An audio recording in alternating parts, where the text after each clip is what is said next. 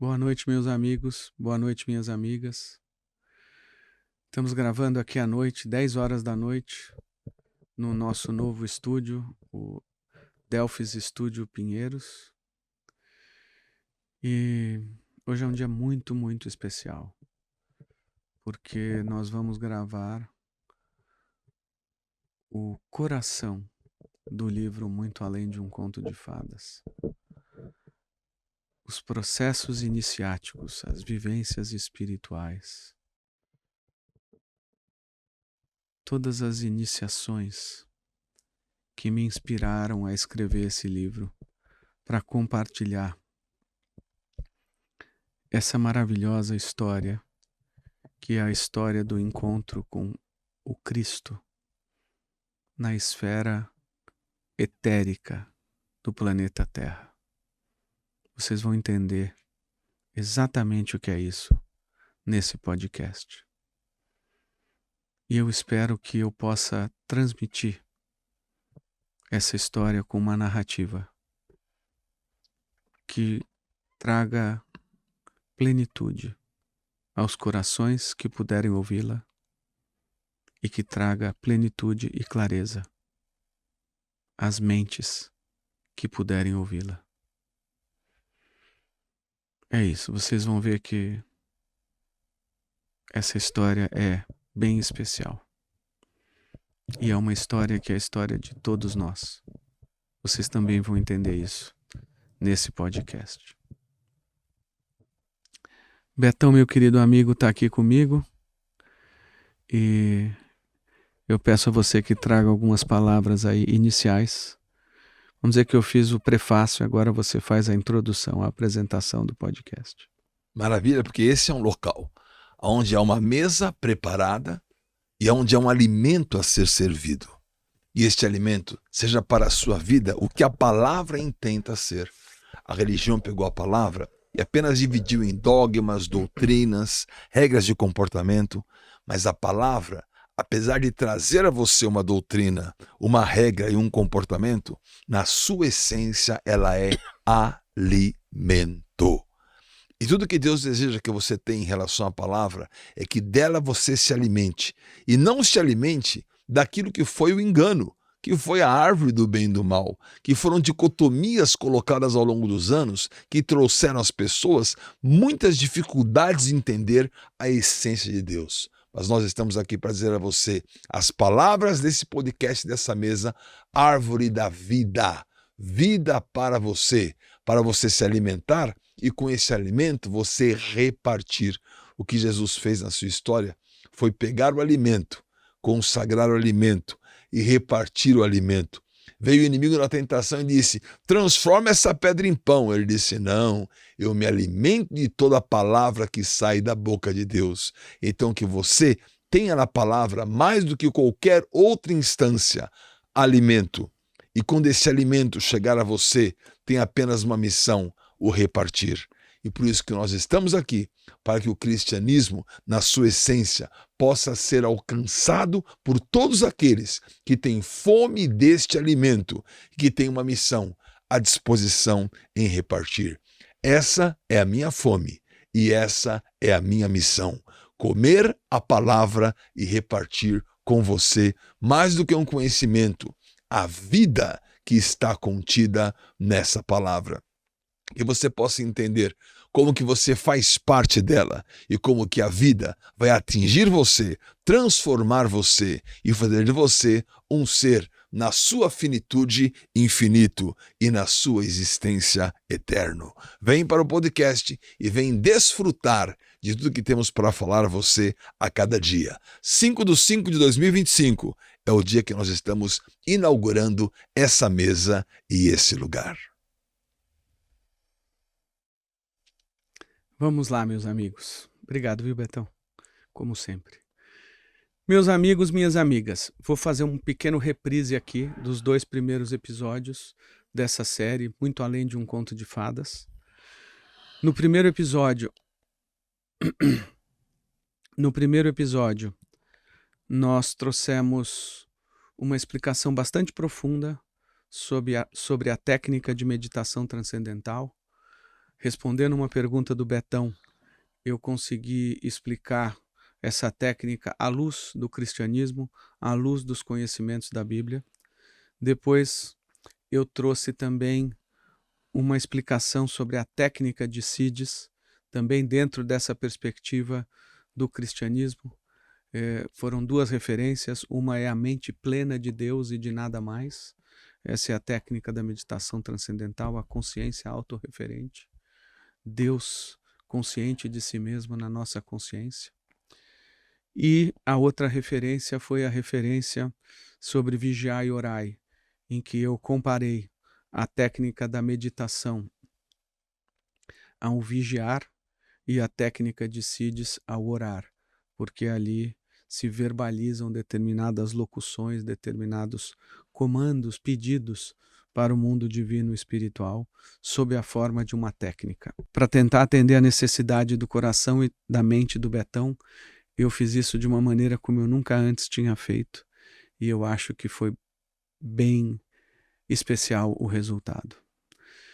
E no nosso segundo podcast, nós falamos sobre a maravilhosa experiência que foi levitar. Isso aconteceu uma única vez na minha vida, algumas semanas depois da primeira parte do curso de Sides, a técnica avançada da meditação transcendental. E a gente explica então no segundo episódio da série sobre o Muito Além de um Conto de Fadas, que o que importa não é o lado fantástico, o lado sobrenatural da levitação, porque aos olhos de Deus o sobrenatural é simplesmente o espiritual que é visto por uma mente materialista. Essas coisas do sobrenatural são a realidade do homem espiritual, aquele que discerne tudo, mas por ninguém é discernido, como está escrito na Bíblia. Mas ali o que ficou ressaltado como importante é que essa experiência é uma experiência de união com Deus Pai, como nós éramos no início da criação, um com Deus, antes do nosso processo de individualização, onde a gente está evoluindo para mantermos então um dia a nossa consciência do que foi toda a nossa história, a nossa biografia, mas ao mesmo tempo termos toda a consciência que Deus tem. Esse é o futuro do ser humano, muito, muito longínquo. A gente está bem no começo dessa história, mas toda a referência de que levitar é ser pego no colo por Deus, que nos traz junto do seu coração e nos eleva junto com Ele. E na volta dessa experiência, porque no momento da união a gente não tem nenhuma percepção sensorial, mas que na volta dessa experiência a gente pode ter certeza que ela ocorreu, porque essa união vai nos fazer pensar que voltei para casa. A vida deveria ser sempre aquilo que eu experimentei agora, e não tudo o que eu havia experimentado até então, nem tudo que eu experimentei até então. Essa é a força dessa experiência expressa nessas palavras. Muito bem. E aí, nós agora vamos começar, a partir daí, o episódio 3, para narrar o coração de toda essa experiência, de todos esses processos iniciáticos que eclodiram a partir da técnica de Sides, da técnica avançada da meditação transcendental. E eu narro tudo isso no livro Muito Além de um Conto de Fadas, no capítulo, se não me engano, 7 a 9, são umas 25 páginas em que eu escrevo o que eu vou narrar agora. E eu acho que esse meio novo de estar falando num podcast é muito interessante, porque a gente pode atingir muito mais pessoas, muito mais rapidamente. Então, por favor, se vocês forem tocados por isso, compartilhem, comentem aí no podcast. Eu tenho tido tempo ainda de responder aos comentários que estão sendo feitos, tem sido um grande prazer. Vamos tentar nos conectar dessa forma também. Muito bem, então eu vou fazer um pequeno preâmbulo para dizer o seguinte: eu terminei aí no mês de janeiro de 1998, no finalzinho de janeiro de 98 até comecinho de fevereiro de 98, eu fiz as 2 ou 3 primeiras semanas desse curso, e depois eu deveria ter ido fazer um retiro onde eu ia receber a técnica do voo, a técnica da levitação. Eu não fiz esse retiro porque eu já tinha passado alguns carnavais em Salvador e eu não queria perder o carnaval em Salvador. Então eu deixei para fazer esse retiro no segundo semestre. E é engraçado, como eu comentei no primeiro podcast, que a levitação ocorreu para mim de uma forma natural. Eu nem sabia que eu tinha levitado, fui saber muitos anos depois, como um desdobramento espontâneo da primeira parte da técnica. E isso me colocou já, desde o primeiro dia do curso e depois dessa experiência, tudo que eu estava vivendo, num estado de grande enlevo, num estado de grande conexão com esse mundo espiritual, uma total transformação da minha consciência. E é dentro desse estado que eu vou passar o carnaval em Salvador. E na época eu também estava treinando para correr uma maratona que eu corri no final daquele ano de 98. E eu não tomei uma gota de álcool, fui bastante comportado nesse carnaval em Salvador. E sem tomar uma gota de álcool, no carnaval em Salvador eu tinha uma sensação muito bonita. Eu olhava no circuito Barra Ondina, eu olhava de um ponto mais alto, aquele trio elétrico vindo e todas aquelas pessoas ali, e eu num estado de muita pureza, isso eu narro no livro, eu sentia que se não fosse pelo álcool, por outras drogas e pelos abusos que a gente faz com sexo, todas aquelas pessoas iriam sair levitando naquele momento. Bastava só um pouco mais da pureza que era roubada por todas essas coisas, e sem essa pureza roubada, as pessoas poderiam sair todas elas voando. Eu não sabia que eu tinha levitado, é que estava isso dentro de mim. Porque verdadeiramente o carnaval em Salvador, naquele momento, para mim, era a percepção da maior manifestação de alegria coletiva na face da Terra. Então, tudo isso eu já sentia com uma percepção diferente, mesmo no Carnaval. E aí, logo em seguida ao Carnaval, eu fui para Morro de São Paulo, na Bahia.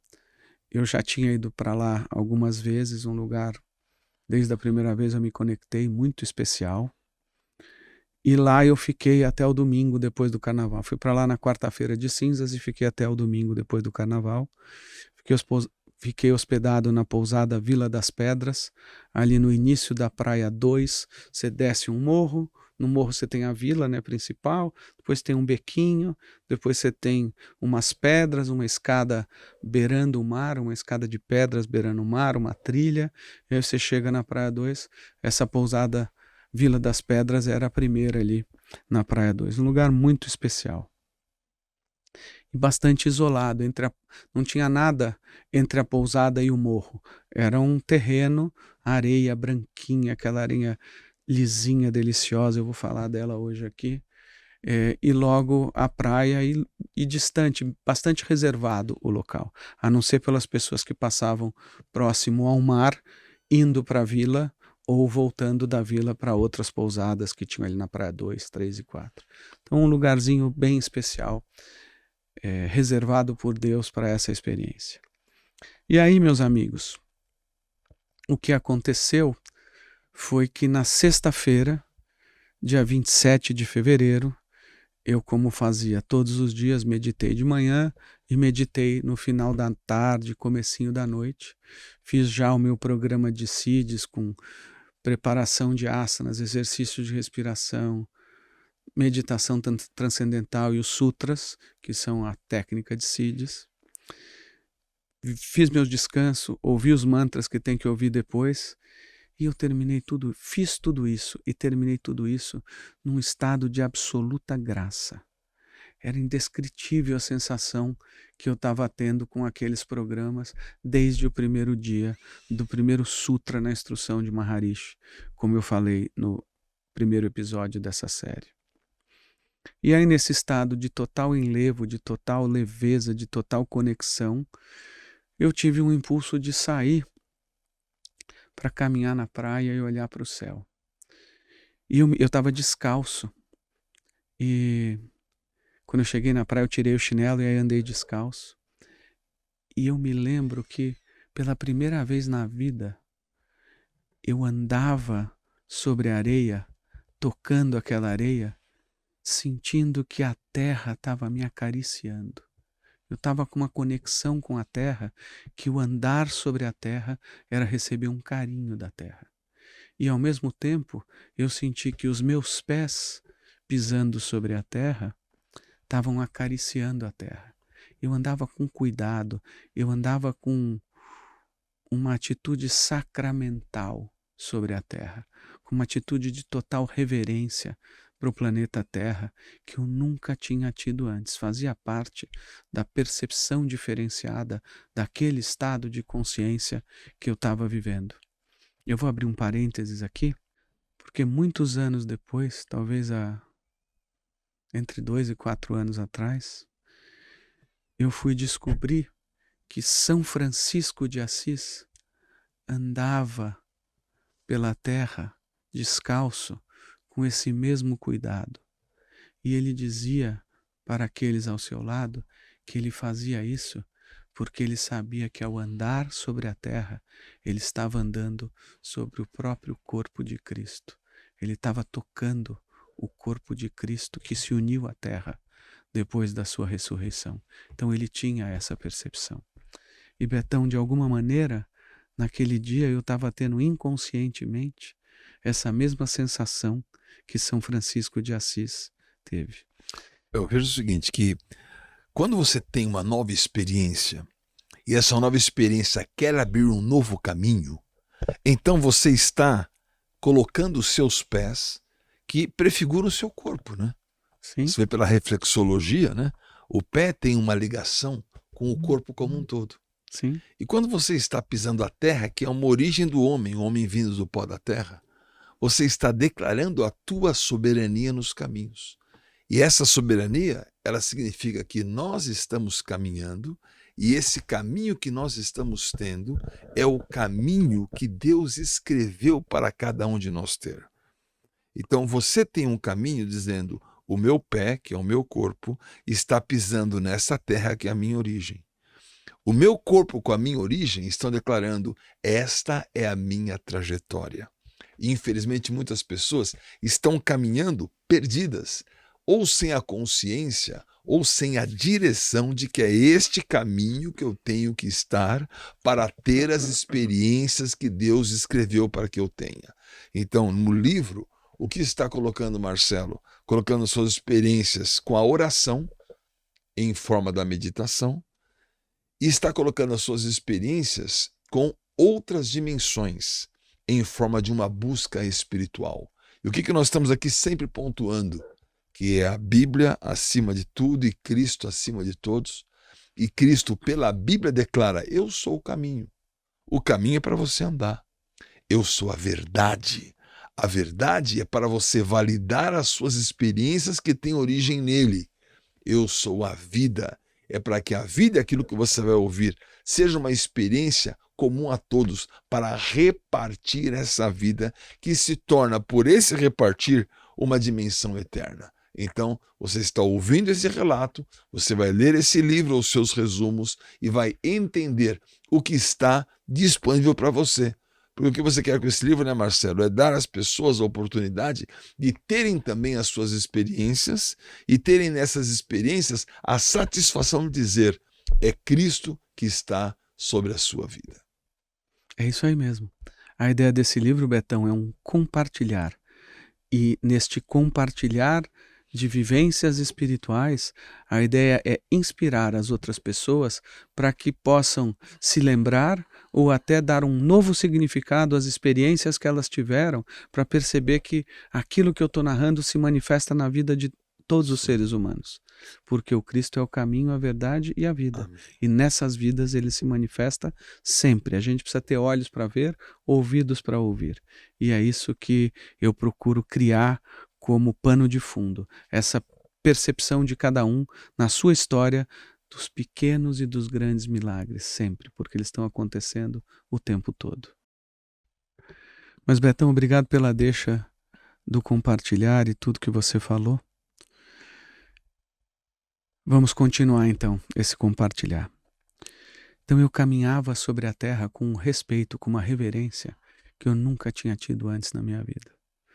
E aí eu notei que tinha algo diferente. Eu olhava para o céu e estava completamente conectado com o céu. Eu sentia a terra e estava completamente conectado com a terra. Eu olhava para o mar e eu sentia que eu era um com essa imensidão do oceano e com essa imensidão das estrelas acima de mim. E aí, meus amigos, nesse estado, de uma hora para outra, eu senti uma presença invisível ao meu lado. Algo totalmente palpável. O invisível, o espiritual, se tornou perceptível num nível muito profundo da minha intuição. Eu sabia que ao meu lado havia um ser invisível. E eu sentia ao mesmo tempo que este ser invisível, que só se revelava a mim pela primeira vez naquele momento, esse mesmo ser invisível, ele tinha estado comigo em todos os momentos da minha vida. Sempre. Era uma certeza, é simplesmente um saber. A intuição, que é esse algo que vem e você não precisa passar pelo intelecto para raciocinar. Você simplesmente sabe, você valida pelos seus sentimentos e a sua mente racional aceita.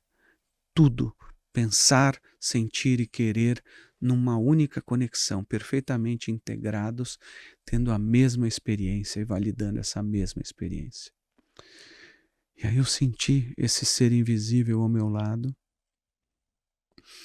e me emocionei de saber que ele sempre esteve comigo, que ele esteve me guiando invisivelmente, que ele esteve me protegendo invisivelmente, que ele esteve me orientando invisivelmente.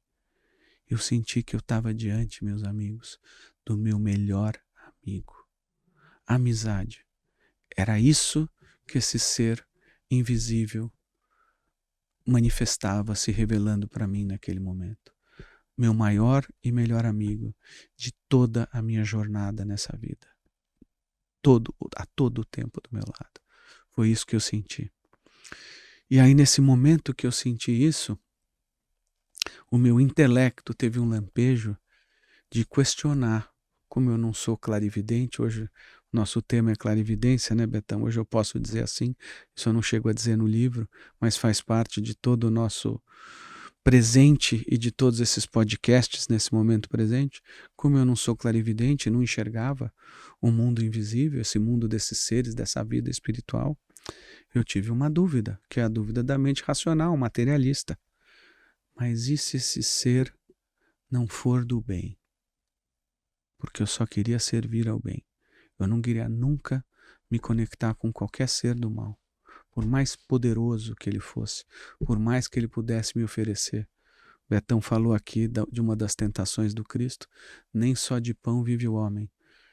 Eu disse para mim ali, internamente, que eu não queria nada com esse ser, fossem riquezas, poderes, sabedoria, fama, nada.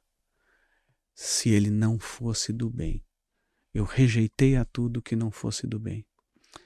E aí eu disse assim para ele, olhando para o ar à minha frente, no invisível: se você for do mal, não peça nada de mim. Você não vai conseguir nada de mim.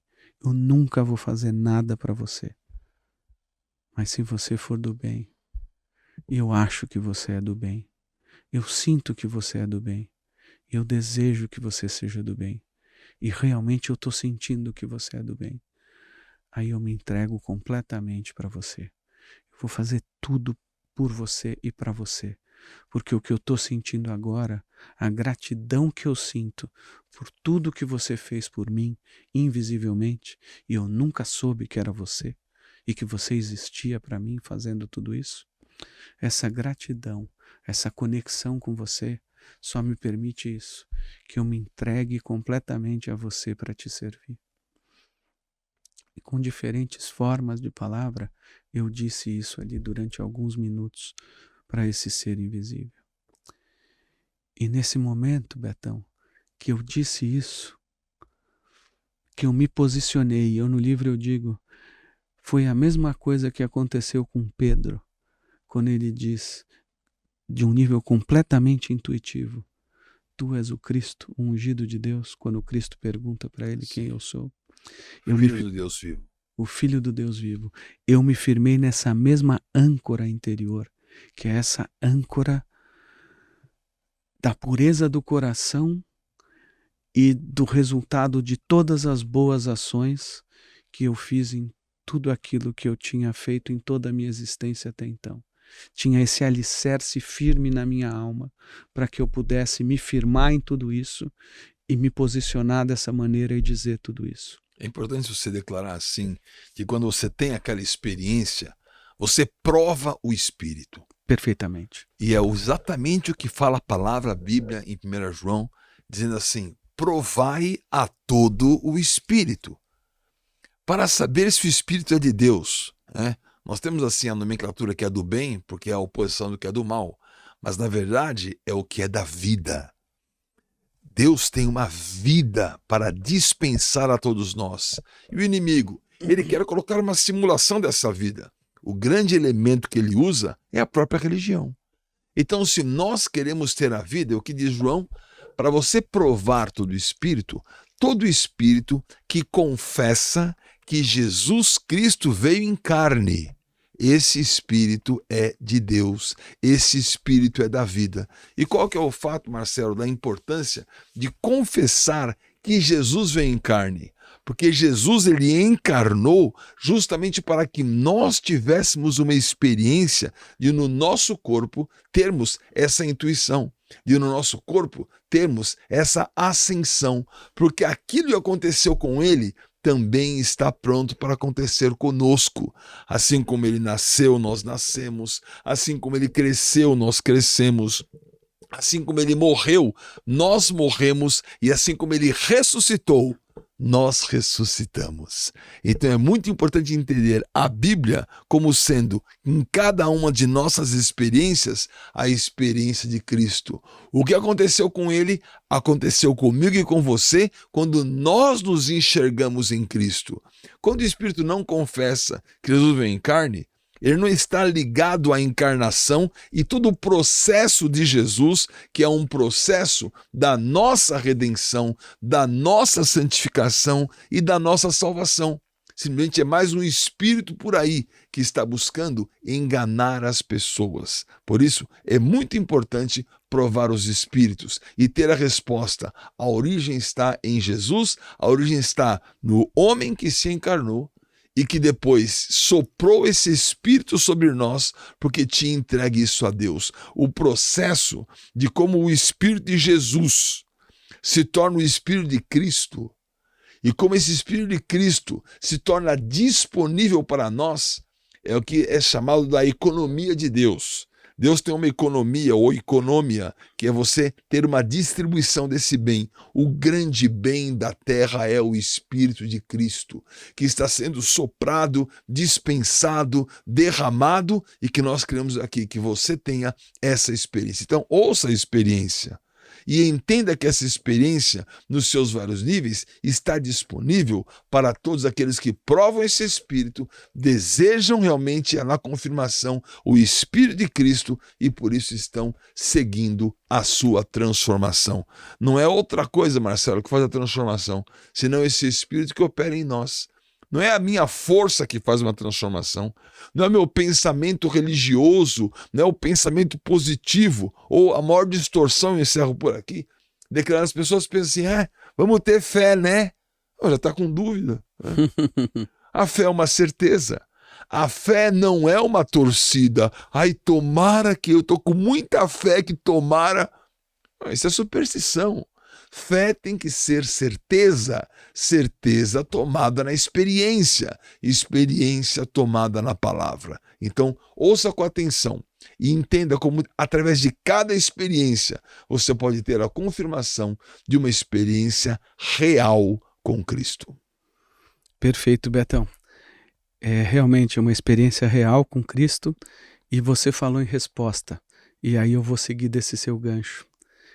A resposta, meus amigos, que veio naquele momento Foi uma onda de bem-aventurança que tomou conta de mim na hora que eu me coloquei a serviço desse ser invisível e que eu não sabia ainda que era o Cristo. Na hora que eu me coloquei a serviço dele, desceu sobre mim uma onda de bem-aventurança, de felicidade ilimitada, de plenitude que eu nunca tinha experimentado em toda a minha vida. Da mesma maneira que eu tive uma plenitude inconsciente quando eu estava na experiência da levitação, nesse momento eu tive uma plenitude absolutamente consciente. Cada célula do meu corpo, cada átomo do meu corpo vibrava numa felicidade indescritível.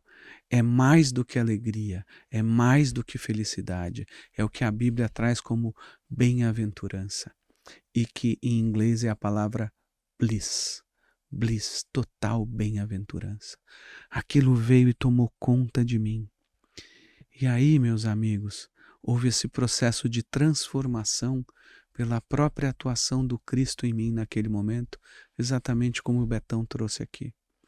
E nesse processo de transformação, eu passei a ver a vida instantaneamente, de uma forma completamente diferente. O que me veio naquele momento foi que qualquer sofrimento que eu tivesse tido na minha vida, por maior ou menor que fosse, ele era só um pontinho diante daquela infinita felicidade que eu estava sentindo. O sofrimento era um ponto diante de um infinito de felicidade. Essa é a única forma de descrever isso, de quantificar isso, para que vocês possam entender. E diante disso, eu agradeci a Deus, porque aquela felicidade me fazia naquele momento superar, ressignificar, enxergar com os olhos do Espírito todo aquele sofrimento e o seu papel. E todos os sofrimentos anteriores deixaram de ter qualquer relevância, qualquer importância, qualquer impacto na minha vida. Aquela felicidade absoluta limpou qualquer traço daquele sofrimento. Aquilo que era uma marca na rocha profunda, um traço de sofrimento que eu carregava, se tornou um traço na água, depois um traço no ar e depois traço algum. Instantaneamente se dissolveu esse sofrimento. E aí, meus amigos, nesse estado de total bem-aventurança, eu senti uma enorme gratidão por sentir, ao invés dos sofrimentos do passado, aquela felicidade no presente. E eu vou dizer só para compartilhar com vocês, para que vocês pensem na própria experiência de vocês, que eu me recordei naquele momento de uma grande desilusão amorosa, em que eu fiquei 6 meses sofrendo por uma namorada que eu estava apaixonado, eu tinha construído minha vida ao redor dela, e de repente, ó, ela sumiu dali do núcleo e eu fiquei voando no espaço, e eu tive sensações negativas de sofrimento e sentimentos negativos que eu nunca tinha tido antes. Eu me lembrei da minha difícil decisão 1 ano antes, de sair de um lugar que era um banco onde eu trabalhava, que era o melhor lugar do mundo para trabalhar, do ponto de vista de ganhar dinheiro, realização profissional, material, mas que a minha alma não me permitiu ficar lá, porque os meus ideais de adolescência, que hoje eu vejo como o meu propósito de vida, o meu karma, o meu dharma, aquilo que eu tinha para fazer na vida, não me permitiu ficar lá, porque cada vez mais eu estava me contaminando com uma forma de pensamento materialista, com uma forma de pensar materialista, capitalista, egoísta, dinheirista, e eu não podia me tornar, para tudo que eu tinha que fazer na vida, um ser materialista, dinheirista e egoísta. Então eu saí dali, mas com um grande sofrimento, porque naquele momento eu não tinha a visão de mundo que eu tenho hoje, e para mim eu estava renunciando a algo que era muito, muito importante. Então foi terrível essa questão profissional. E é isso que eu estou trazendo para vocês, né? Hoje todo mundo tem carreira, propósito. Esse é um dilema de todos nós. E além disso, a questão de um sofrimento familiar, a questão da morte. Quando eu tinha 18 anos, a minha irmã de 14 anos faleceu num acidente de carro. E isso foi um grande sofrimento também. Então, 3 questões pontuais, que são as questões de todo mundo. E aí, meus amigos, logo em seguida a isso, o que eu fiz foi agradecer a Deus, porque eu podia sentir felicidade de novo. Uma felicidade que era tão plena que nem nada maculava essa felicidade. Eu não imaginava que isso fosse possível. Se dissociar completamente, se desprender completamente, se desapegar completamente do sofrimento. E aí eu agradeci muito a Deus por causa disso. E aí ao final, eu só queria agradecer, mas ao final me ocorreu de pedir a Deus. E aí eu olhei para os céus e falei, meu Deus, se eu puder lhe pedir algo, eu só quero lhe pedir uma coisa, que eu possa sentir sempre essa felicidade, que eu possa acessar sempre essa felicidade, porque ela transforma tudo. E aí, meus amigos, quando eu acabei de fazer esse pedido, eu estava olhando para os céus, céu limpo, em Morro de São Paulo, estrelado, passa uma estrela cadente no céu. E essa estrela cadente, nitidamente, estava respondendo aos meus pedidos.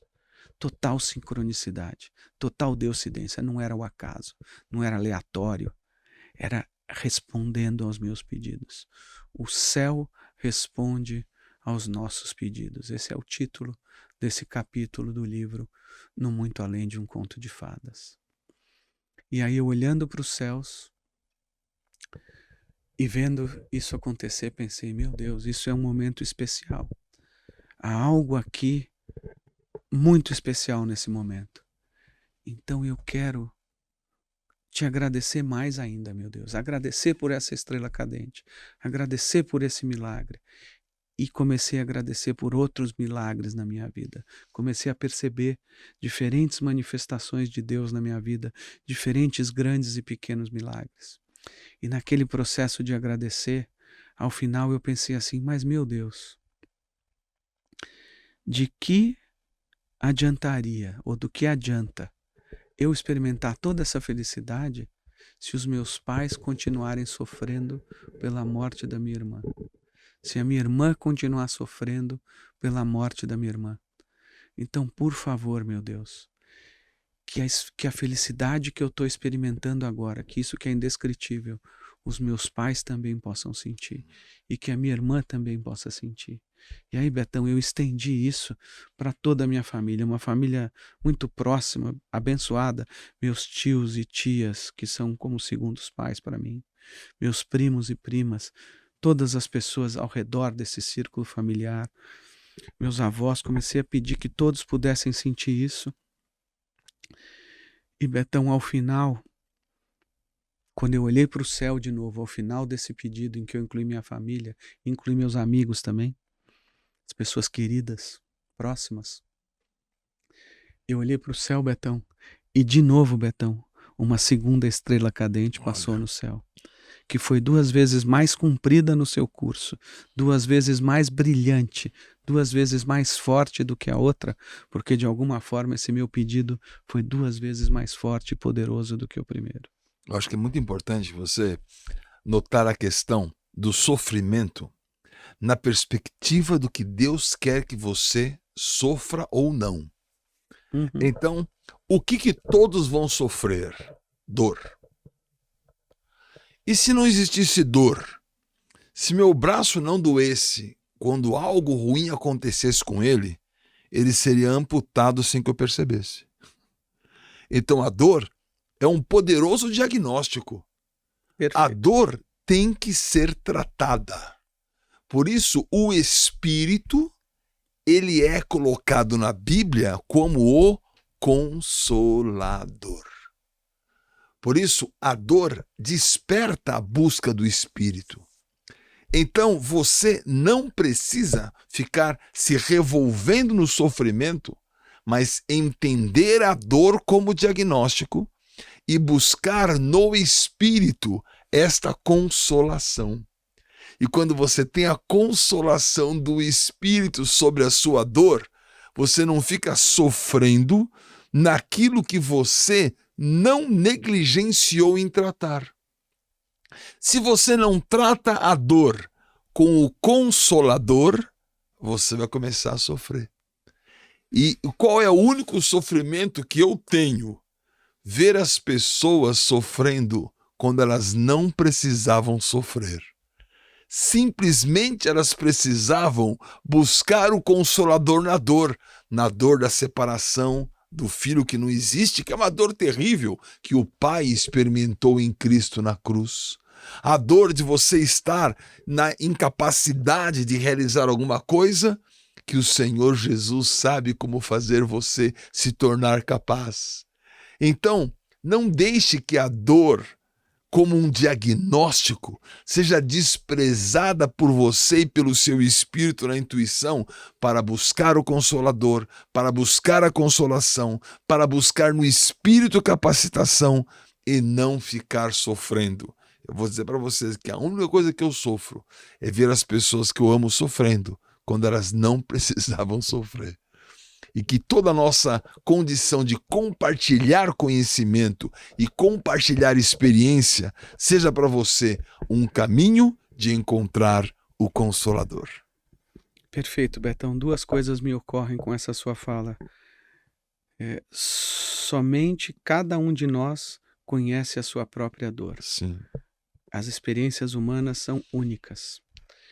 E me vem também uma frase que foi agora dos cultos na comunidade dos cristãos, que o Rudolf Steiner ajudou a fundar, agora da época da ressurreição, que a partir da ressurreição do Cristo, a gente pode dizer o seguinte: caminha à tua frente o Consolador da tua existência terrena.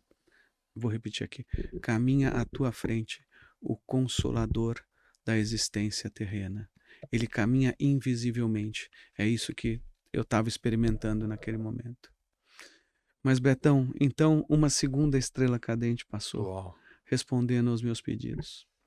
E aí, nesse momento, Betão, eu de novo, e era sempre num crescendo, um oitavo acima, a consciência ampliando. Isso é a verdadeira expansão da consciência. Cada vez mais eu percebia que algo muito mais especial do que eu percebi instantes antes estava se revelando, estava acontecendo num crescendo.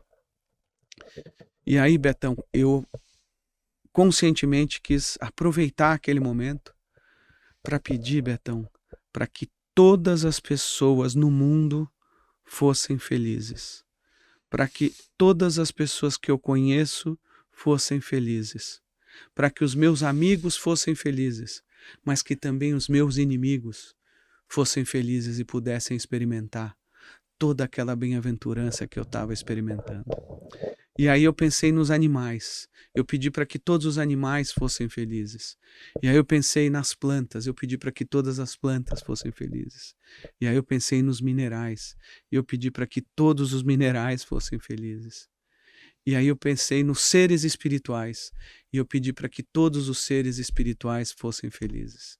E naquele momento eu comecei a dizer, mas meu Deus, eu não sei nem o que são seres espirituais, eu não sei se existem outros seres no universo, se existem outros seres aqui na Terra, mas eu quero que todos os seres aqui na Terra, eu peço para que todos os seres aqui na Terra sejam felizes, que eles possam experimentar essa bem-aventurança, para que todos os seres do universo, que eu não sei quais são, se existirem outros seres, que eles possam ser felizes.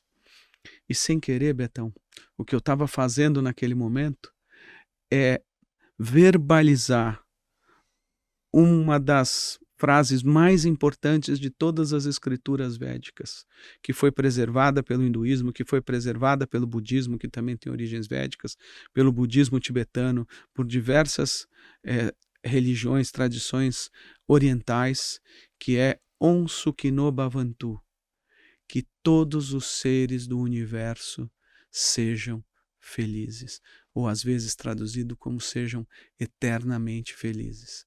Sem querer, por alguma razão kármica qualquer, de experiências passadas, aquilo estava se manifestando em mim naquele momento. que todos os seres do universo sejam felizes. Eu, nas minhas palavras, falei exatamente isso. Betão, na hora que eu falei isso, uma terceira estrela cadente passou nos céus, respondendo aos meus pedidos, 3 vezes mais forte, com um curso 3 vezes mais longo e 3 vezes mais poderosa. A mão de Deus estava se manifestando em tudo o que acontecia ali, naquele momento. E aí eu fiquei completamente tocado por isso, e aí eu literalmente me joguei por terra. O que é essa expressão, se jogar por terra? Diante daquilo, eu fiquei tão preenchido por essa força divina em mim, que eu me joguei no chão, me joguei na terra, com a cabeça baixada, as mãos no chão, de joelhos, encostando a cabeça na areia ali da praia, e chorando que nem uma criança, completamente tomado de emoção, e eu soluçava e eu chorava diante da grandeza daquilo que eu estava vivendo e que eu não sabia explicar e que era muito maior do que eu e que era simplesmente indescritível. Algo que eu nunca podia imaginar que eu viveria estava acontecendo. E eu acho bonito hoje poder relacionar isso com o que o Douglas Gabriel tem dito nos podcasts dele, que ele fala que ele já viu anjos várias vezes, arcanjos, arqueus, se comunicou com todos esses seres, e que é impossível descrever o que é um anjo e o que é esse encontro. E aí ele diz que a única coisa que as pessoas podem fazer quando encontram com um anjo é se jogar por terra. É a reação natural e que é o que São João faz no Sim. Apocalipse. Quando ele tem a visão do Cristo, ele se joga por terra no chão. Isso aconteceu comigo naquele momento. Eu já estou fazendo aqui algumas conexões que quando eu escrevi o Muito Além de um Conto de Fadas eu não fiz, porque eu fui revelando isso pouco a pouco no livro, mas que hoje cabe revelar aqui, nesse novo formato, para narrar e compartilhar essa história. Então, Betão, eu me joguei por terra, e quando eu me levantei, quando eu reuni forças para ficar de pé de novo e olhar para os céus, já não era mais eu que estava ali. Da forma como hoje eu posso dizer, era não eu, mas o Cristo em mim. Amém. Uma nova consciência se manifestava juntamente com essa minha consciência do meu pequeno ego terreno e temporal. E dessa maneira como eu estava, me ocorreu de repetir o mesmo pedido, porque eu sabia que ia ser completamente diferente, porque eu estava transformado. E aí eu faço de novo esse mesmo pedido para que todos os seres do universo sejam felizes, com todo esse detalhamento que eu falei antes. E Betão, nessa hora isso foi tão poderoso, nessa nova consciência isso foi tão poderoso, que saiu aqui do meu coração uma energia na forma de uma bola de luz amarela, que eu no livro falo que foi como uma lua cheia, mas amarela como o sol. Essa bola de luz sai de dentro do meu coração, passa aqui pela minha coluna vertebral e sai pelo chakra coronário, aqui no topo da cabeça, sai e ela fica imediatamente gigante em velocidade infinita e vai até a abóboda celeste.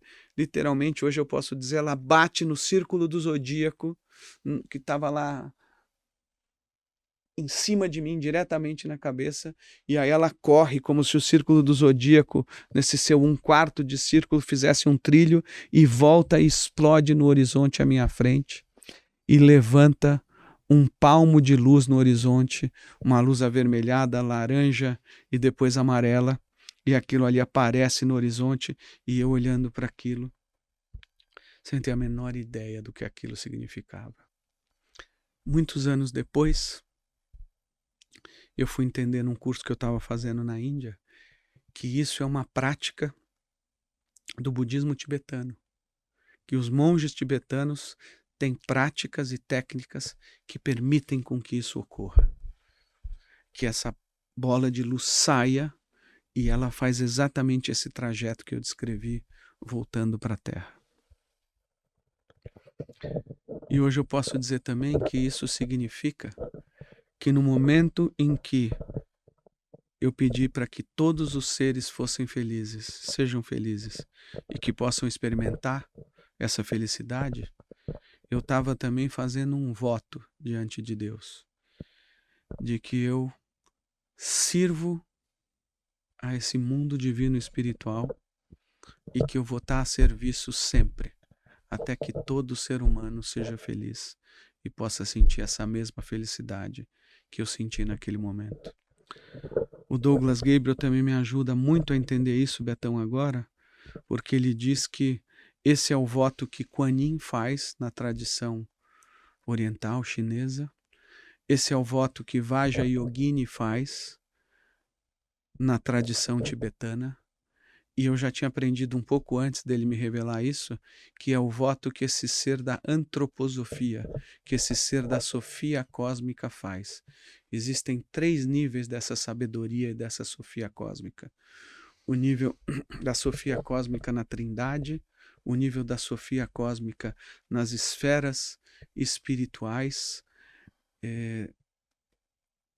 mais próximas do nosso círculo do zodíaco, e existe a manifestação dessa sabedoria espiritual abaixo do círculo do zodíaco e dentro da nossa esfera terrena. E que esse terceiro nível dessa sabedoria divina, desse ser da sofia cósmica, que é um ser espiritual com vida própria, esse ser da antroposofia, da sofia cósmica, esse ser também fez esse mesmo voto, de que ele se separa dos outros 2 níveis superiores da sofia cósmica e que esse ser vai viver na esfera terrena até que cada um de nós atinja essa plena felicidade. E esse ser, Betão, falando em termos do cristianismo e da Bíblia, é o ser que encarna como Maria, mãe de Jesus, do Evangelho de Lucas, e que passa por um processo de transformação, e aí a gente tem a conexão desse ser com o que é narrado também no Evangelho de Mateus. Esse ser, Maria, mãe de Jesus, é esse mesmo ser da antroposofia, e é ele que faz esse voto. E assim como o Cristo estará conosco até a consumação dos tempos, até o fim dos tempos, essa mesma sofia cósmica, essa sabedoria cósmica estará conosco até o fim dos tempos.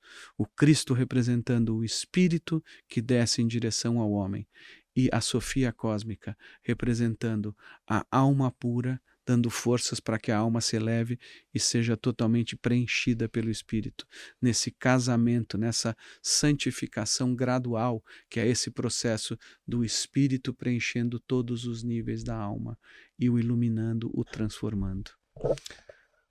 Eu vejo assim, que essa transformação que nós devemos ter em nossa vida, não tem que ter uma explicação muito grande do protocolo que ela tem, mas ela tem que ter uma determinação do fruto que ela vai exibir. Todo fruto é Cristo quando a semente é Cristo. Então, a convergência do cristianismo real, da palavra, é que Cristo é a origem e Cristo é o destino. E nós somos membros desse corpo.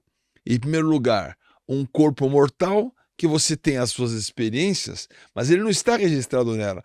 Aquilo que você teve de experiência no seu corpo não vai para o caixão, porque ela não foi nesse corpo mortal, foi num corpo de conexão, onde você já experimentou essa transformação e essa expressão sendo multiplicada. Elas estão na mente de Cristo, que continua a existir. Elas estão na sua parte como parte do corpo de Cristo, que vai ser uma parte eterna, ainda que não haja sua existência física. E ela vai se completar no corpo glorificado de Cristo. Então, as dimensões de consciência, porque o que é o Espírito em você? É a consciência, é a intuição que foi colocada aqui e é a capacidade de comunhão. Então, o que estamos estabelecendo com todas essas experiências compartilhadas? Não é uma imposição de experiência A sobre experiência B, nem uma normatização de que a experiência tem que ser essa, mas uma comunhão de experiências. Então, que você, não importa de onde está a sua origem, mas tenha no espírito um discernimento. Nós queremos estabelecer uma comunhão, e a comunhão só pode ser estabelecida com esse espírito vivo. Se esse espírito vivo provado, com origem em Cristo e que leva ao destino a Ele, então você pode ter consciência, intuição e comunhão, e o Espírito na sua plenitude, sendo então o protagonista e o resultado de toda a sua experiência. Isso que é maravilhoso, que nós queremos dar a você condição de, na sua busca, também estabelecer. Muito obrigado, Betão. Meus amigos, minhas amigas, em seguida a esse momento de absoluta catarse, de absoluta transformação, em que eu olhava já, eu não podia fazer nenhum julgamento, eu só vivia a experiência. A mente racional não podia participar daquilo tentando compreender o que para mim era inefável, completamente incompreensível. É como São Paulo falando na Bíblia, ele fala de si mesmo quando ele diz: conheço um homem que foi elevado aos 3 céus e lá viu coisas inefáveis. Aquilo era inefável, eu não podia julgar, não havia nada que eu pudesse fazer. Eu só vivi, e naquele estado de plenitude, a única coisa que era necessário era viver. Não era necessário racionalizar verdadeiramente nada naquele momento. Era só viver mesmo. E aí, enquanto eu vivia aquilo e já estava completamente movido por aquilo, olhando para os céus, Betão, mais ou menos no ponto onde a lua cheia bateu ali na abóbada celeste e desceu, surgiu nos céus, Betão, uma gigantesca estrela de 5 pontas, com uma cauda dupla assim de cometa, que é a capa do meu livro, do Muito Além de um Conto de Fadas, feita pela minha querida amiga Érica Carvalho. Ela fez 50 estrelas diferentes aí, até a gente chegar em uma que é perfeita, todo mundo que olha sabe que é perfeita. A gente fez com muito amor esse livro, a capa e tudo. Eu vejo essa estrela nos céus, Betão.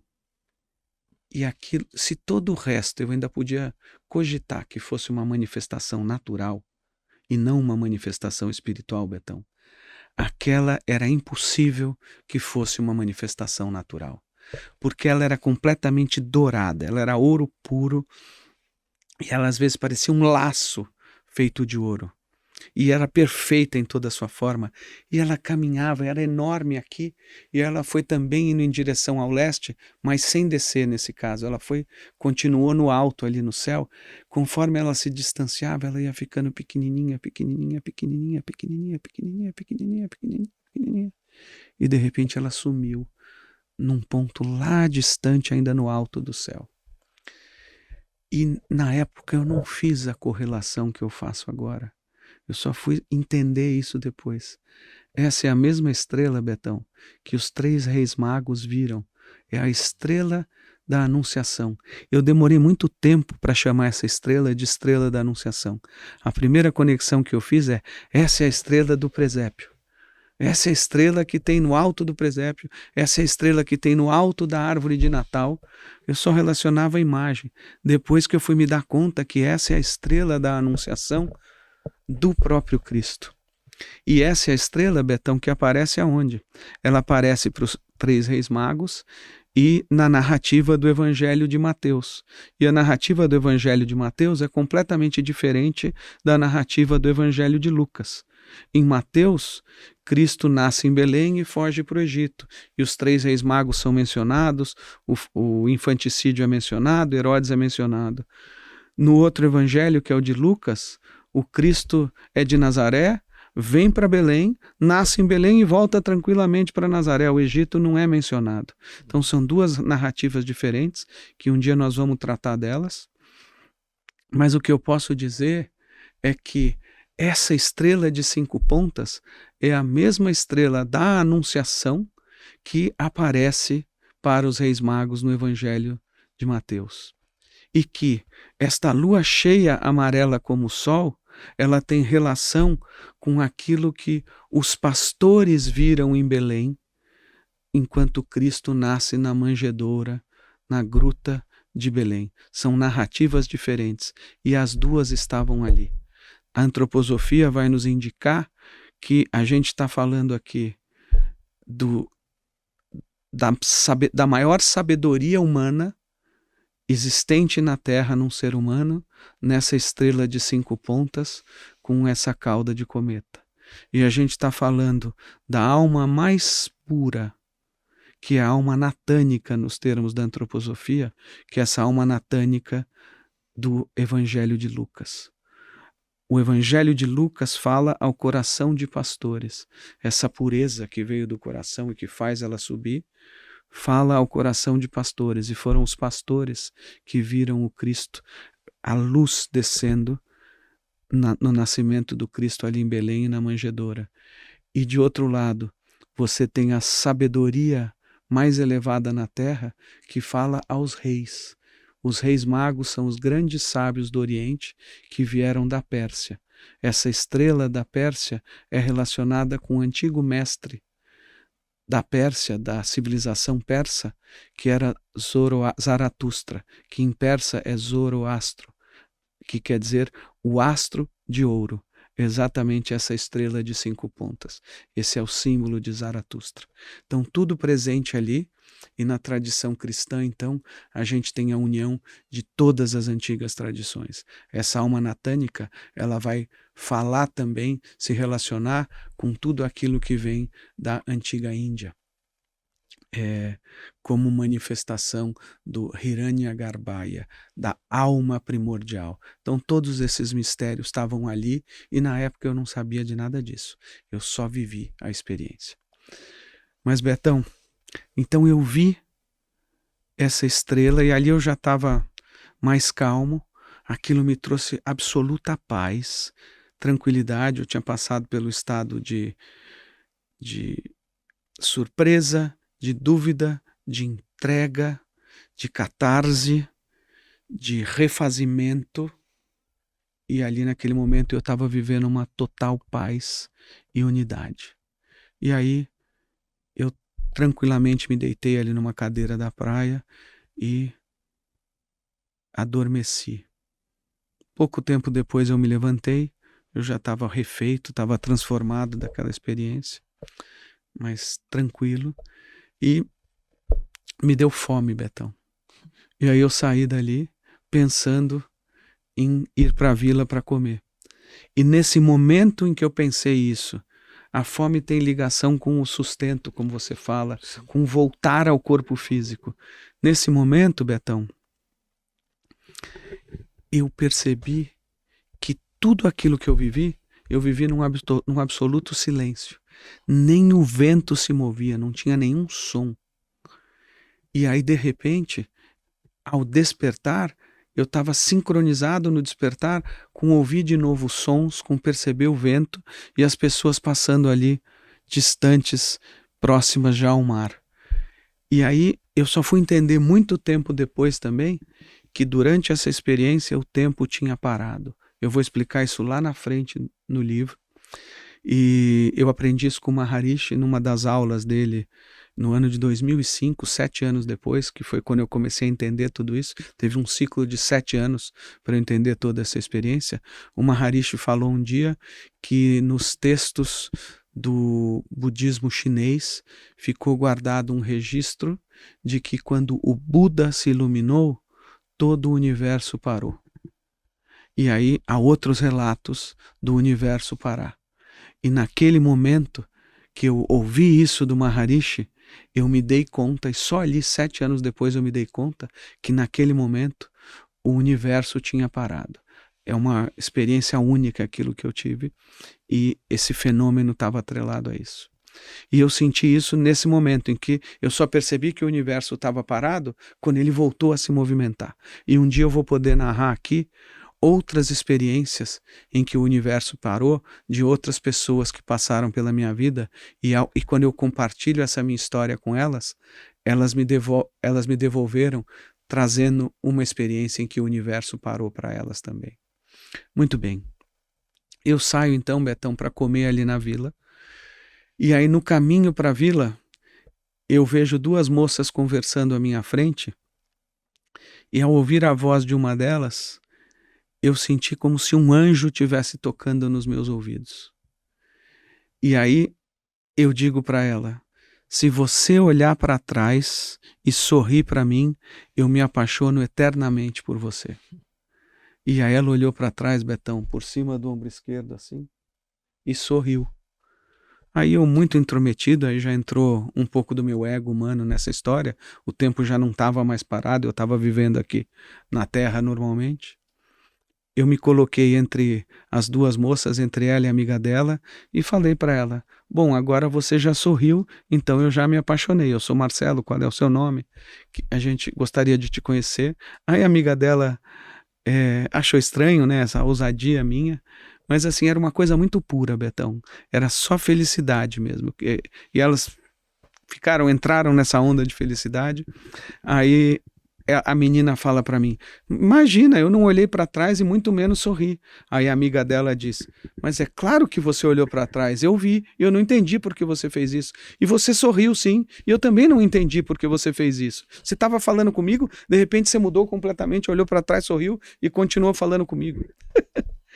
Aí ele veio aqui e está acontecendo tudo isso. Betão, foi a manifestação do Espírito nela naquele momento. Essa pessoa é uma pessoa tão pura, uma moça tão pura e tão feliz. Ela é minha amiga até hoje, casada com um cara que ficou muito meu amigo, uma família linda, felicidade pura. Eu digo para ela assim: você veio aqui na Terra para ter uma experiência só de felicidade na sua vida. Então ela era a pessoa certa para compartilhar comigo aquele momento. Aí eu a conheci, para resumir, no livro eu narro isso com bastante detalhe. Jantamos embaixo de uma linda árvore, à luz das estrelas. E aí, eu, num estado assim de total êxtase divino, eu falava de coisas da vida como eu nunca tinha falado antes.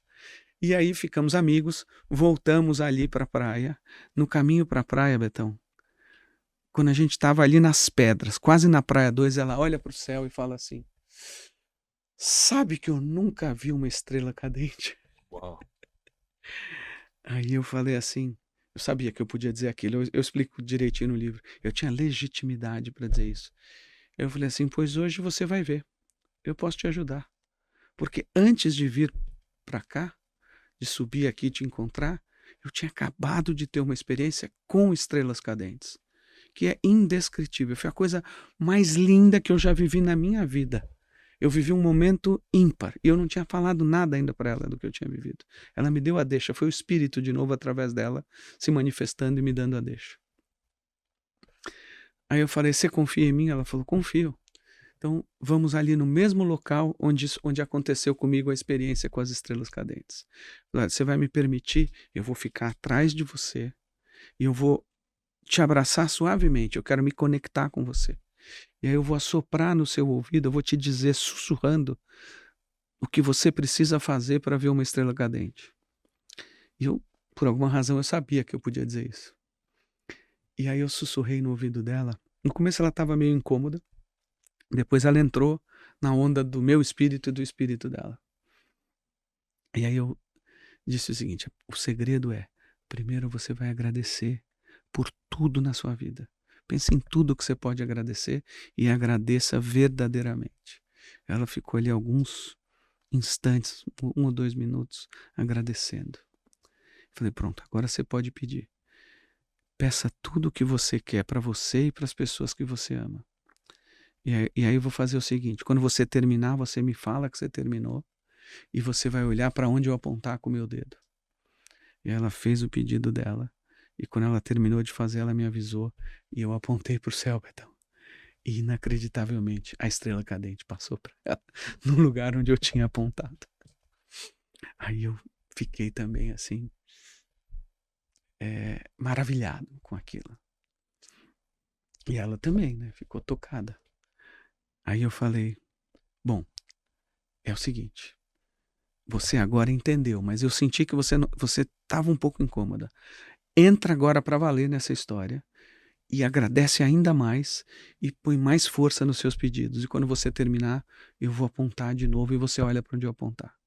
Ela ficou mais tempo ali e eu procurava dizer para ela: já agradeceu por isso, já agradeceu por aquilo, já pediu por isso, por aquelas pessoas, só que ela pede assim, pede assado. E ela foi ali fazendo. Aí quando ela terminou, ela me avisou, eu apontei para o céu, para um outro lugar. E passou de novo, uma segunda estrela cadente, 2 vezes mais forte do que a primeira, 2 vezes mais longa do que a primeira, num outro lugar do céu. E, de novo, ela ficou surpresa com aquilo. Eu falei, pronto, agora você vai fazer o pedido definitivo, porque eu tive direito a 3 estrelas cadentes na minha experiência. Então você também tem direito a 3 estrelas cadentes. Agora pede assim, pede por todo mundo, pede por todos os seres do universo, pede por todos os seres da Terra. Ela foi e pediu a mesma coisa que eu pedi, do jeito dela, em silêncio, ela não falava em voz alta. Aí quando ela terminou, ela me avisou, eu apontei, passou uma terceira estrela cadente, 3 vezes mais forte, a mesma coisa da minha história. E aí eu e ela estávamos vivendo aquele milagre. E o mais importante, Betão, é isso que eu falo no livro. Eu não vou entrar em todos os detalhes do livro aqui, porque eu vou entrar no suprassumo dessa experiência. O mais importante é o seguinte, Betão, e que eu me dei conta algum tempo depois dessa experiência. Quem estava me orientando para que eu agradecesse corretamente e para que eu pedisse corretamente, para que o meu milagre tivesse acontecido antes, era esse espírito invisível que estava comigo. O meu pequeno ego terreno e temporal, a minha mente humana, não era capaz de fazer o que eu fiz com tanta gratidão e fazendo tudo corretamente dentro da oração, dentro dos pedidos. E aí aquela mesma coisa que o Espírito fez por mim invisivelmente, ele me deu a oportunidade de fazer por um outro ser humano. Eu ocupei ali aquele papel que ele teve comigo, com ela. Essa é a grande beleza daquele momento. A palavra diz no Salmo que os céus proclamam a glória de Deus. O firmamento anuncia a obra de suas mãos. Então, os sinais de estrelas, os sinais do sol, o sinal da lua, o Senhor quer se manifestar a você. Falou para Abraão, olha o céu, olha as estrelas, conta, você pode contar. Então, Deus, ele quer mesmo que você, através da criação, possa interpretar os sinais que ele tem para você.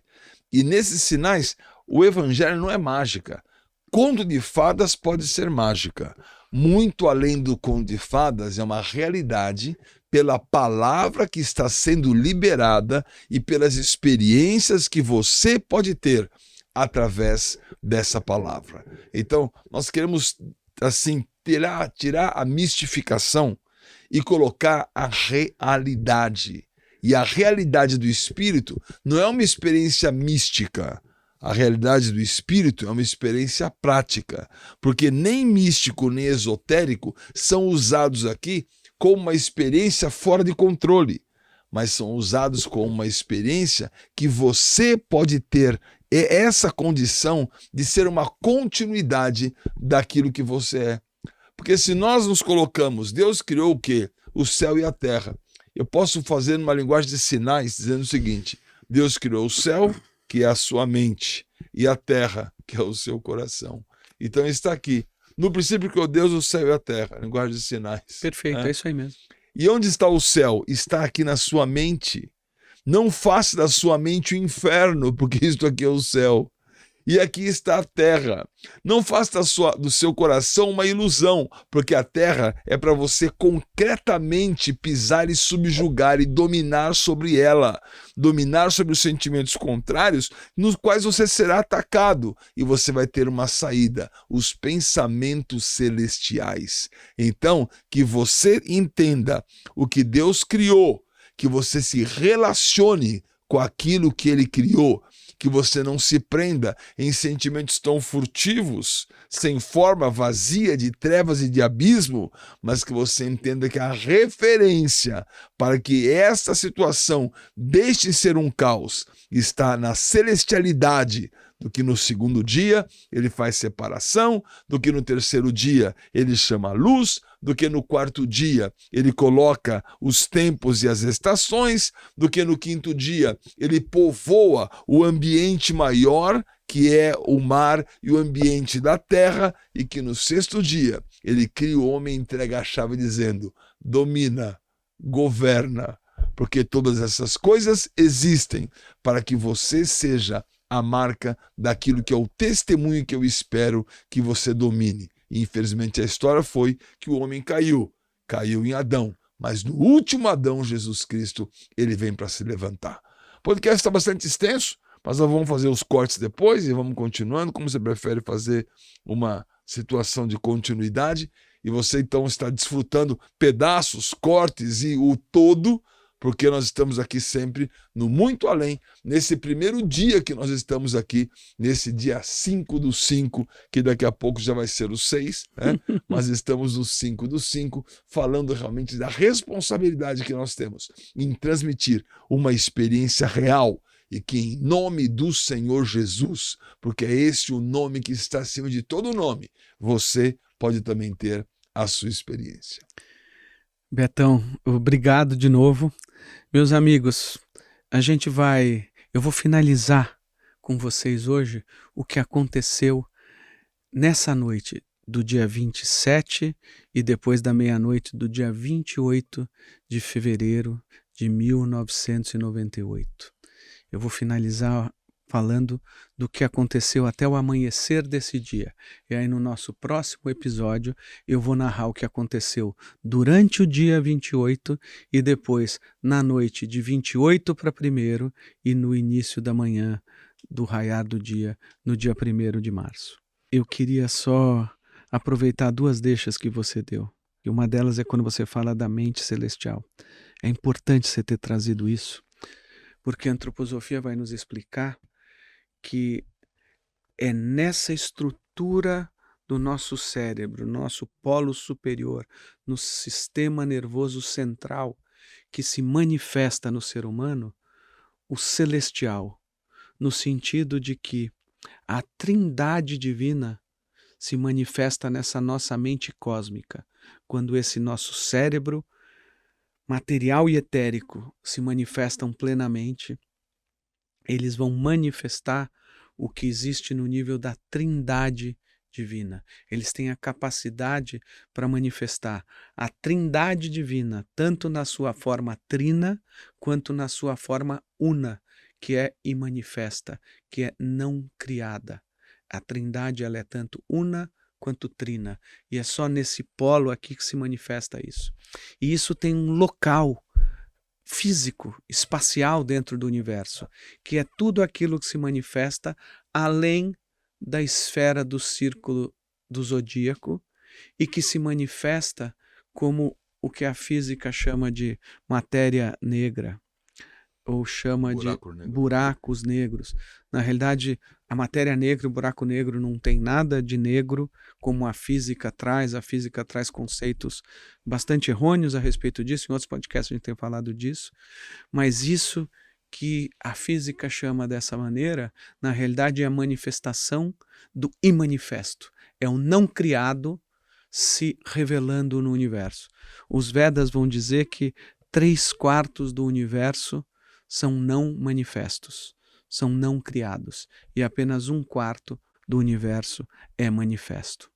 E é nessa esfera não manifesta que a gente tem a trindade divina, esse aspecto celestial que se manifesta no ser humano, no seu polo superior.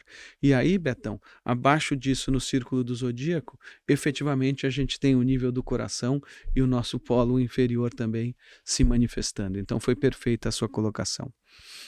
E aí queria dizer também, Betão, que você deu a deixa perfeita para que eu trate no próximo episódio, para trazer essa questão do Adão e do segundo Adão, do primeiro Adão e do segundo Adão. Tudo que eu vou falar para trazer à noite do dia 28 de fevereiro para o dia 1º de março, as experiências iniciáticas vividas ali, as iniciações, a experiência espiritual vivida naquele momento, tem total relação com o primeiro Adão e com o segundo Adão. Então, muito bem. Então, essas já são as cenas dos próximos capítulos, da continuidade desse episódio. Nessa noite, então, meus amigos, depois dessa experiência, eu fui me encontrar com essa minha amiga numa festa que tinha numa das praias ali. E ali eu conheci a irmã dela, que veio a se tornar minha melhor amiga durante muitos anos da minha vida, uma turma de 7 a 9 meninas que estavam ali e que se tornaram também algumas delas grandes amigas. E eu percebia, meus amigos, naquele momento, a realidade de uma forma muito diferente. Cada uma das pessoas que eu conheci naquele momento eram como ondas do mar que vinham e voltavam, vinham e voltavam. Eu estava sentindo esse nível mais sutil do ser humano, que é esse nível do corpo etérico do ser humano, esse nível da alma do ser humano. O ir e vir representando vida e morte, representando os ciclos da vida.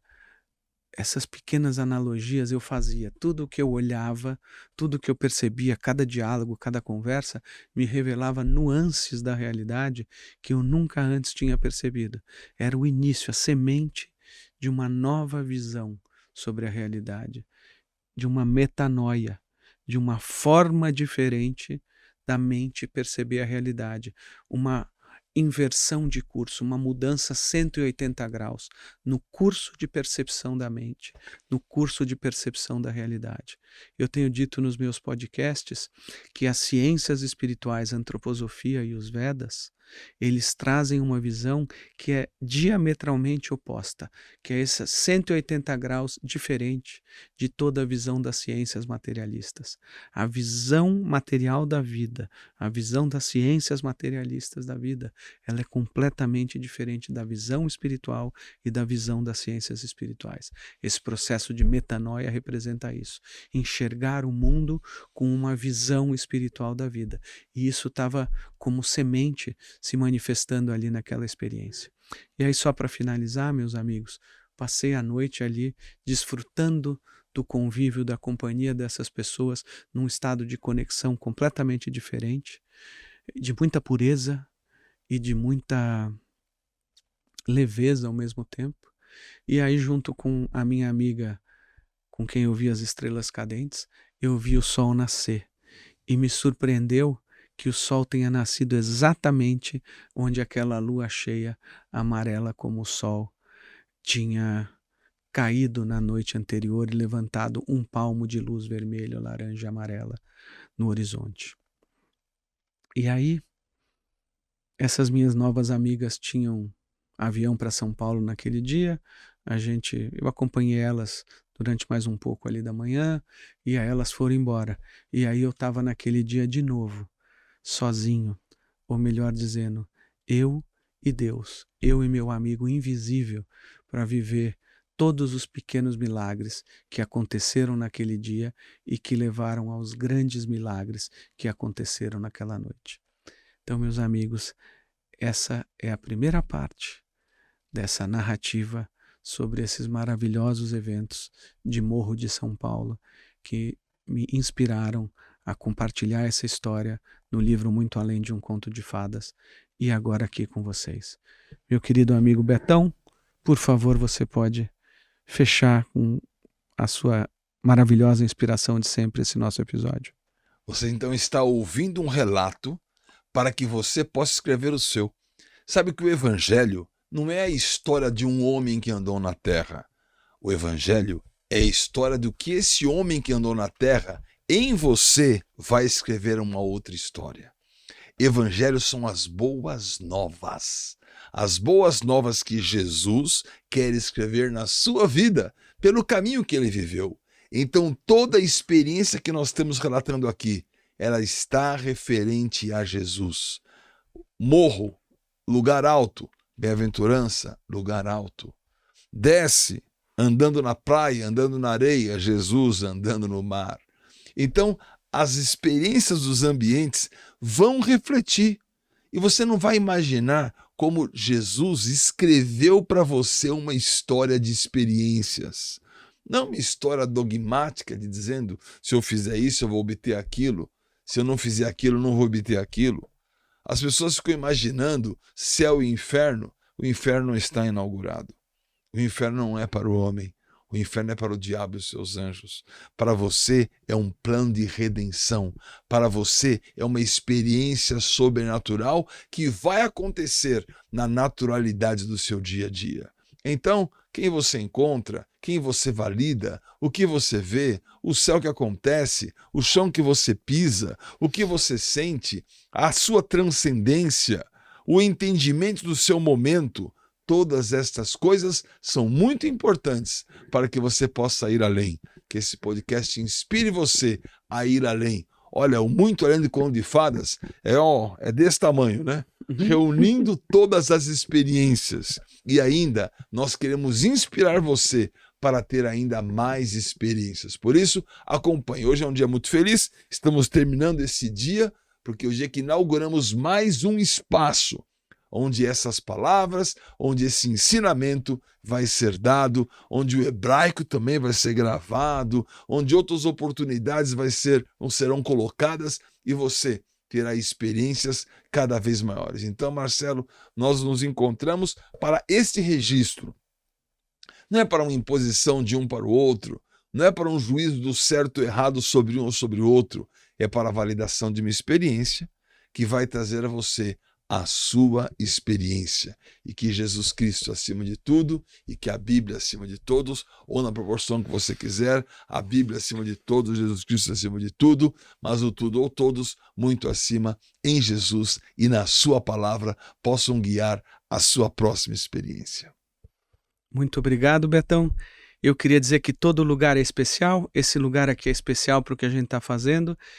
E depois eu vou comentar no próximo podcast como cada lugar em que o Cristo falava trazia algo de diferente. Na montanha são alguns impulsos, à beira do mar lá na Galileia eram outros impulsos, em Jerusalém outros impulsos, no deserto outros impulsos, e vou dizer que o Muito Além de um Conto de Fada só poderia ter ocorrido em Morro de São Paulo, porque uma ilha como é Morro de São Paulo, a ilha representa o quê? Um cume que se eleva acima das águas, assim como Deus pairava sobre as águas no início do Gênesis. E esse cume, essa força da ilha, representa o Espírito. O Espírito se manifesta muito mais fortemente e claramente numa ilha. Por isso que a gente tem toda esse amor e essa aura especial quando a gente fala de uma ilha. Morro de São Paulo, um lugar muito especial, uma ilha onde o Espírito pôde se manifestar com essa clareza. Betão, muito obrigado. Vamos finalizar com a nossa saudação? Sim. Valeu demais. Shalom, Shalom Adonai. Adonai.